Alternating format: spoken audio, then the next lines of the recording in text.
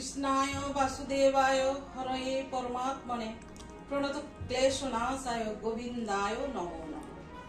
ওম ব্রহ্মমার্গ প্রদর্শকং প্রেম ভক্তি বিনায়কং শান্তি স্বস্তি বিধায়কং আচার্যং প্রবরং নমঃ।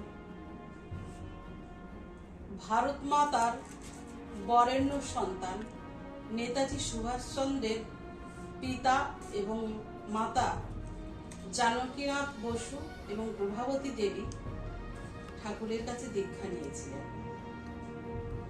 পুজোর সময় জানকীনাথ বসু এবং প্রভাবতী দেবী হিমায়তপুর সৎসঙ্গ মন্দিরে গিয়েছিলেন। প্রভাবতী দেবী কথা প্রসঙ্গে মনমোহিনী দেবীকে বলেছিলেন, পুরীতে বেড়াতে যাওয়ার কথা বলেছিলেন। মনমোহিনী দেবী ঠাকুরকে জানালেন।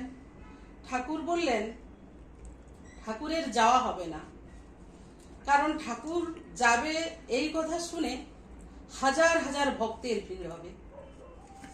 ভক্তরা যেখানে যে আছে তা শুনে যাবে, তাই বোস দাদা এবং বোসমার কষ্ট হবে, অনেক ঝামেলা পোয়াতে হবে।